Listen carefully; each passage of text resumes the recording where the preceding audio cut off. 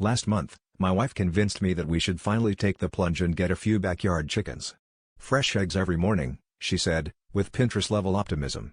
So, I spent an entire Saturday building what can only be described as the chicken Taj Mahal in our backyard. My buddy Gary came over to help, mostly because he heard there would be free pizza, but also because he once built an IKEA bookshelf and now considers himself a carpenter. We installed nesting boxes, a little ramp, and even one of those fancy automatic feeders. Everything looked perfect, and for the first week, the chickens seemed happy, clucking, scratching around, laying eggs, and ignoring me like true divas. But then, things started to get weird.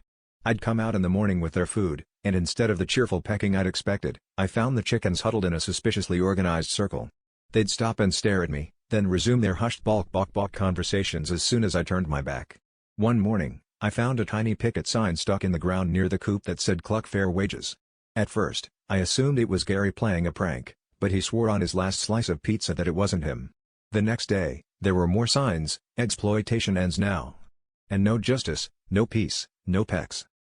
By week 3, the situation had escalated. The chickens were refusing to lay eggs unless I met a list of demands posted on the coop door. Among the requests, more mealworms, a daily dust bath, and, my personal favorite, a dental plan. I tried reasoning with them, but they just pecked at my shoelaces and collectively turned their backs on me. My wife thought it was hilarious and started referring to them as the unionized executives. Gary suggested that I try collective bargaining, but I drew the line at signing a clucks and conditions contract. I even caught one chicken with a tiny briefcase and a pair of reading glasses, strutting around like she was late for a board meeting. In the end, I caved. The chickens got their mealworms, and I gave them a toothbrush each, just in case. Still no idea what a chicken dental plan looks like, but at least the eggs are back. My only advice if you're considering backyard chickens?